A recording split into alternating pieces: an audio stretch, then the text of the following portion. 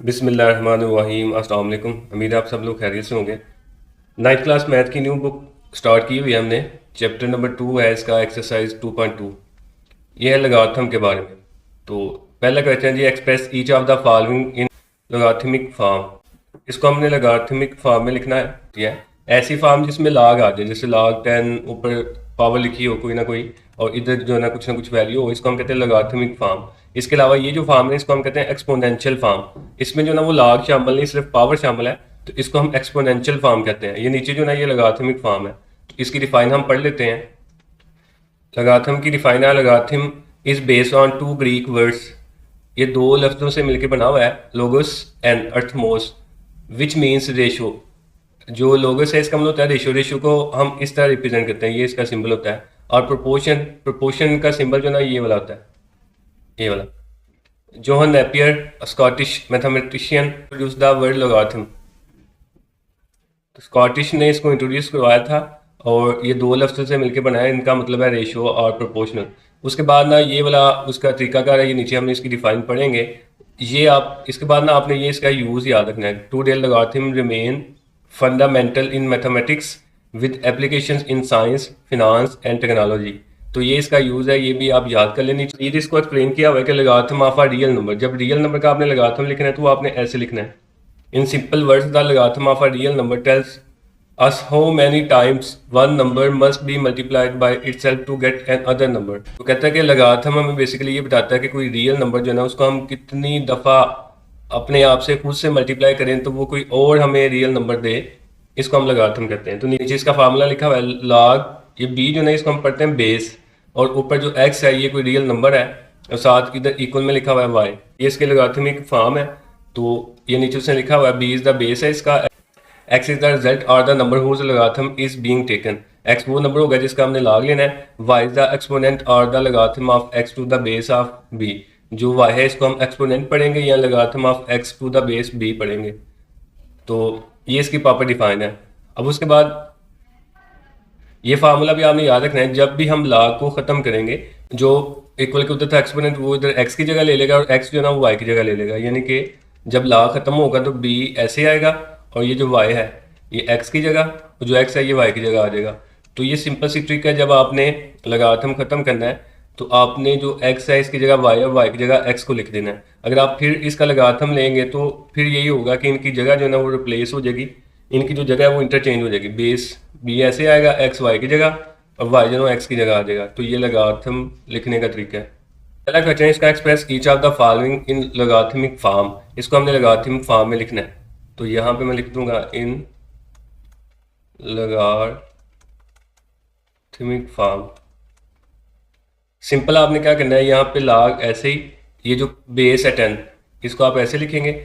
जो यहाँ पे 3 है इसकी जगह 1000, और 1000 की जगह जो ना वो 3 आ जाएगा। यानी कि इनकी जगह आपने इंटरचेंज करनी है। तो यहाँ पे आ जाएगा 1000, और 1000 की जगह आ जाएगा 3। बस इतना सा काम है। जो पावर होगी उसको इक्वल की उस साइड पे ले जाना है, और जो इक्वल की उस साइड पे है उसको पावर बना देना आपने। उसके बाद क्वेश्चन नंबर 2 है, इसमें भी सिंपल हम यही करेंगे। इन लॉगरिथमिक फॉर्म आप ऐसे लिखेंगे, लॉग बेस ऐसे ही, और ये जो 256 है इसको इधर लिख देंगे 8 की जगह, और जो 8 है इसको 256 की जगह। यानी कि हमने इनको फिर इंटरचेंज कर लिया, इनकी जगह को जो ना रिप्लेस किया है। पार्ट नंबर 3 में भी सेम ऐसे आपने लिखना है, इन लॉगरिथमिक फॉर्म।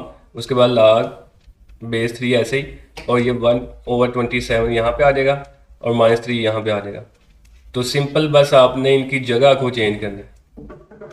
उसके बाद पार्ट नंबर 4 है, इसमें भी आप लिखेंगे यहाँ पे इन लॉगरिथमिक फॉर्म। ये आप तीनों में लिखेंगे। उसके बाद लॉग, ये जो बेस है 20 पे ऐसे लिख लेंगे, और 400 यहाँ पे आ जाएगा, इक्वल के इधर 2 आ जाएगा। पार्ट नंबर 5 में भी हम ऐसे करेंगे लॉग, उसके बाद 16, ये 1 और 2 ऐसे ही, और -1 और 4 इधर आ जाएगा। ऊपर आपने लिख देना इन लॉगरिथमिक फॉर्म, इसमें भी और इसमें भी, सब में। उसके बाद इधर भी सेम ऐसे हम लिखेंगे इन लॉगरिथमिक फॉर्म, लॉग 11, और ये 121 इधर, और जो 2 है वो इधर आ जाएगा। तो सिंपल वही ट्रिक है, बार बार, बहुत इजी क्वेश्चन है। अब पार्ट नंबर 7 है इसका। अब इसमें थोड़ा सा ये क्वेश्चन उसने चेंज किया हुआ है कि पहले जितने भी हमने क्वेश्चन किए हुए हैं क्वेश्चन नंबर 8 की तरह ही है। साइड पे बेस और ऊपर इसके पावर होती थी। और राइट साइड पे कोई एक्सपोनेंट होता था। अब जो क्वेश्चन नंबर 7 है इसमें लेफ्ट साइड पे सिर्फ एक नंबर आ रहा है और राइट साइड पे जो है ना बेस और उसके ऊपर जो है ना वो पावर लिखी हुई है। तो हम इसकी साइड को पहले चेंज कर लेंगे ताकि क्वेश्चन हमारा इजी हो जाए। तो हम इसको ऐसे लिख सकते हैं क्यू आर और पी जो है ना इधर लिख लें। हमने इनकी जो ना वो साइड चेंज की है।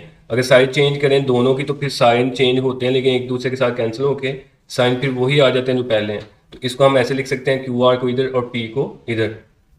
अब यहाँ पे हम इसका लाग लेंगे, इन लगाते फार्म आप ऐसे लिखेंगे, उसके बाद लाग क्यू जो ना वो बेस है वो ऐसे आएगा, उसके बाद पी अब इधर आ जाएगा आर की जगह और जो आर है वो पी की जगह आ जाएगा। तो ये इसका आंसर होगा।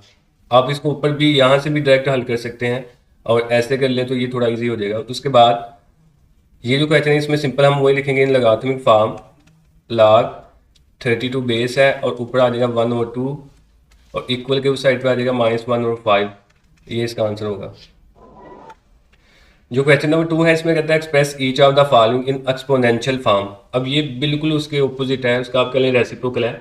वहाँ पे एक्सपोनेंशियल फॉर्म थी, उसको हमने लॉगरिथमिक फॉर्म में लिखा है। अब यहाँ पे लॉगरिथमिक फॉर्म है, यानी कि लॉग की फॉर्म में नंबर दिए हैं और इसको हमने एक्सपोनेंशियल फॉर्म में लिखना है।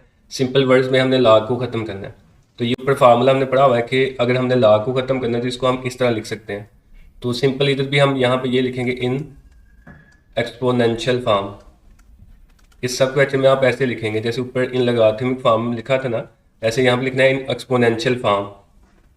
उसके बाद सिंपल आपने क्या करना है कि ये देखें बेस ऐसे आ गई, जो इक्वल के उस साइड पे था y वो अब बेस के ऊपर आ गया, जो x था बेस के ऊपर वो इक्वल के उस तरफ चला गया।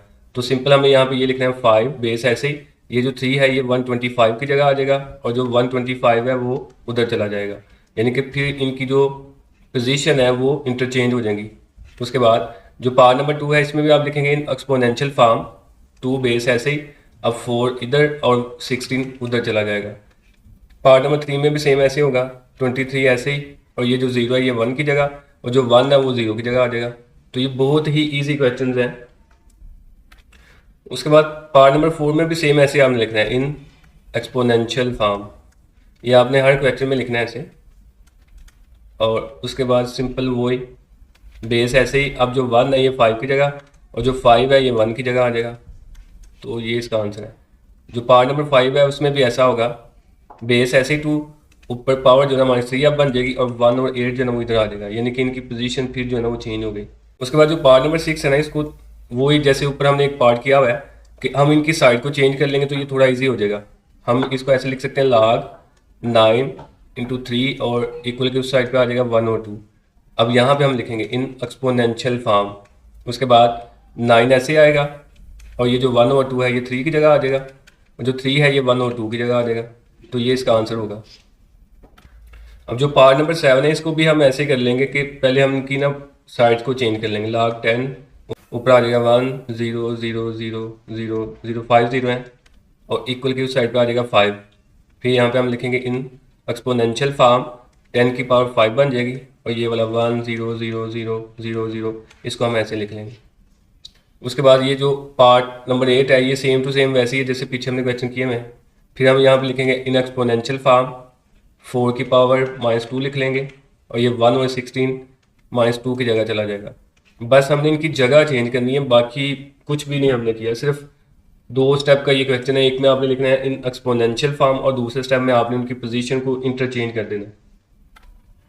क्वेश्चन नंबर 3 है, बहुत इंपॉर्टेंट क्वेश्चन है 2.2 का। Find the value of x in each of the following. इसमें आपने x की वैल्यू फाइंड करनी है। तो सबसे पहले इसको भी हम लिखेंगे इन एक्सपोनेंशियल फॉर्म। उसके बाद आपको ये पता है कि जब इन एक्सपोनेंशियल फॉर्म में हम लिखेंगे तो बेस ऐसे आएगी और जो इक्वल के उधर है उसको हम बेस के ऊपर ले आएंगे और जो बेस के ऊपर है उसको हम इक्वल के उधर ले आएंगे। तो ये x की पावर 3 और ये इक्वल आ जाएगा 64 के, इसको हम ऐसे लिख सकते हैं। उसके बाद x की पावर 3 ऐसे आ जाएगी और जो 64 है इसको हम लिख सकते हैं 4 × 4 × 4। अगर आपको इसकी नहीं समझ आया हमने कैसे लिखा है तो आप यहाँ पे 64 को साइड पे रखें और इसके फैक्टर बना लें। ये 2 के टेबल में भी आता है और 4 के टेबल में भी आता है, तो हम 4 से इसको सॉल्व करेंगे। 4 1 टाइम 4, यहाँ से 2 कैरी आएगा तो 4 6 टाइम जो ना 24 होता है। 4 4 टाइम 16 और 4 1 टाइम जो ना वो 4 होता है। तो ये 4 की पावर 3 बनती है, तो इसको हम लिख सकते हैं x की पावर 3 और यहाँ पे 4 की पावर 3। अब ये जो सेम पावर ये आपस में डायरेक्ट कैंसिल करते हैं, अगर पावर सेम हो तो आपस में कैंसिल हो जाती हैं। इसी तरह अगर बेस सेम हो तो वो भी कैंसिल हो जाते हैं। अगर क्वेश्चन में करेंगे तो ये पावर सेम है, ये कैंसिल होंगे, तो एक्स की वैल्यू आ गई 4। यही हमने यहाँ से फाइंड करना था, find the value of x. अब जो पार्ट नंबर 2 है इसमें भी हम सिंपल ये लिखेंगे इन एक्सपोनेंशियल फॉर्म, उसके बाद बेस ऐसे ही, और ये जो x है ये 1 की जगह आ जाएगा और जो 1 है वो x की जगह चला जाएगा। अब जो x है ना ये पावर में आ गया है, तो हम कोशिश करेंगे जो बेस है इनको सेम कर लें ताकि जो पावर है वो आपस में इक्वल आ जाए। तो 5 की पावर x ऐसे लिख लें, और जो 1 है इसको हम लिख सकते हैं 5 की पावर 0। चूँकि हमने पढ़ा हुआ है किसी भी नंबर की पावर 0 हो उसका आंसर हमेशा 1 होगा। किसी भी नंबर की पावर 0 हो, चाहे वो 1000 है चाहे वो 100 है, जब भी आप किसी नंबर की पावर 0 लेंगे उसका आंसर हमेशा 1 होगा। तो यहाँ पे हमने लिख लिया 5 की पावर 0। 4 की पावर 0 भी हम लिख सकते हैं, और 3 की पावर 0, जो मर्जी आप लिखें आंसर उसका 1 ही आएगा। लेकिन यहाँ पे 5 की पावर 0 लेने का मकसद ये है कि ये बेस अब सेम हो गई, तो ये 5 के साथ कैंसिल हो जाएगा, तो x इक्वल आ जाएगा 0 के। ये इसका आंसर है। उसके बाद पार्ट नंबर 3 है इसका, इसमें भी हम लिखेंगे इन एक्सपोनेंशियल फॉर्म x, और 8 की जगह 1 आ जाएगा और जो 1 है उसकी जगह 8 आ जाएगा। अब x की पावर 1 का मतलब x ही होता है, तो x का आंसर यहाँ पे 8 ही होगा। उसके बाद पार्ट नंबर 4 है, इसमें भी हम लिखेंगे इन एक्सपोनेंशियल फॉर्म, बेस ऐसे ही 10 और ऊपर पावर आ गई -3 और x इधर आ गया, तो इसको हम ऐसे भी लिख सकते हैं x इक्वल 10 रेज पावर -3, यानी कि हमने इनकी साइड चेंज की है, ये पीछे भी हमने किया हुआ है। तो उसके बाद मजीद हम इसको ऐसे भी लिख सकते हैं 1/10 रेज पावर +3, ऊपर -3 है, तो हमने पीछे चैप्टर नंबर 1 में बड़ी डिटेल से पढ़ा हुआ है। हम पावर को ऊपर से नीचे या नीचे से ऊपर लेके जाते हैं तो इसके साइन चेंज होते हैं, ऊपर ये नेगेटिव है तो नीचे आके ये पॉजिटिव हो जाएगी। तो इसको आप ऐसे भी लिख सकते हैं, मजीद हम इसको ऐसे भी लिख सकते हैं 1/10 रेज पावर 3 का मतलब 1 0 0 0। इसको ऐसे भी लिख सकते हैं या फिर ऐसे भी लिख लें, कोई मसला नहीं। तो ये इसका आंसर है। उसके बाद पार्ट नंबर 5 है, इसमें भी हम लिखेंगे इन एक्सपोनेंशियल फॉर्म। उसके बाद जो बेस है इसकी 4 वो ऐसे आएगी और ऊपर जो पावर है वो 3 और 2 बन जाएगी। अब उसके बाद x जो है ना वो 3 और 2 की जगह चला जाएगा। ये जो 4 है इसके फैक्टर हम बना लें तो ये आ जाएगा 2 रेज पावर 2, तो ये आ गया 2 रेज पावर 2, और ऊपर जो ना वो पावर 3 और 2 ऐसे आ गई, x ऐसे आ गया। ये 2 के साथ कैंसिल हो गया, 2 की पावर 3 बच गई यहाँ पे, और x ऐसे ही। 2 की पावर 3 का मतलब होता है 2 को हमने 3 टाइम मल्टीप्लाई करना है, तो 2 टाइम 4 और 4 टाइम जो ना वो 8 होता है। तो इसको मजीद हम ऐसे भी लिख सकते हैं, साइड चेंज कर लें, x को इधर ले आएँ और 8 को उधर ले जाएँ, तो x इक्वल आ जाएगा 8 के। यही हमारा आंसर है। उसके बाद पार्ट नंबर 6 है, इसमें भी हम लिखेंगे इन एक्सपोनेंशियल फॉर्म। उसके बाद बेस ऐसे ही 2, और ये जो x है ये 1024 की जगह आ जाएगा, और 1024 जो है ना वो x की जगह आ जाएगा, तो इसको हम ऐसे लिख सकते हैं। अब हमने x फाइंड करना है, तो x जो है ना ये, और x की जो बेस है वो 2 है, तो हम कोशिश करेंगे इस साइड पे भी जो ना वो बेस 2 बन जाए ताकि बेस बेस के साथ कैंसिल हो जाए और x का जो ना वो आंसर आ जाए। तो यहाँ पे हमने 2 की पावर बनानी है, उसके लिए 1024 के हम फैक्टर बना लेंगे। यहाँ पे इसको साइड पे लिख लें, 1024 को ऐसे साइड पे रख लें, और ये 2 के टेबल में आता है 2 5 टाइम 10 होता है, और उसके बाद जो ना ये 24 है तो यहाँ पे आ जाएगा 12। उसके बाद 2 टाइम 4 होता है 1 कैरी, तो 2 5 टाइम 10 1 फिर कैरी, और 2 6 टाइम जो ना वो 12 होता है। उसके बाद 2 1 टाइम 2 2 टाइम 4 1 कैरी, तो ये 2 8 टाइम जो ना वो 16 आ जाएगा। उसके बाद 2 6 टाइम 12 होता है, और 2 4 टाइम 8 होता है। उसके बाद 2 3 टाइम 6 और 2 टाइम 4 होता है। उसके बाद 2 16 टाइम 32 आ जाएगा, और 2 8 टाइम जो ना वो 16 आ जाएगा। 2 4 टाइम 8 और 2 टाइम जो ना वो 4 आ जाएगा। मज़ीद हम इसको लिख लेंगे 2 1 टाइम 2, लिख लें 1 2 3 4 5 6 7 8 9 10, 2 10 टाइम आ रहा है, तो हम यहाँ पे लिखेंगे 2x 2 की पावर x, और इधर 1024 की जगह हम लिख लेंगे 2, और ये 10 टाइम आ रहा है ना, तो 2 की पावर 10 आ जाएगी यहाँ पे। अब यहाँ पे इन दोनों की बेस सेम होगी, तो 2 के साथ कैंसिल, और जो x है वो इक्वल आ जाएगा 10 के। यही इसका आंसर है। बस फैक्टर बनाना थोड़ा इसमें आप कह लें कि लेंथी प्रोसेस होगा, बाकी ये सिंपल वो ही शॉर्ट क्वेश्चन है। तो यहाँ तक 2.2 थी। अल्लाह हाफिज़, नेक्स्ट हम 2.3 करेंगे।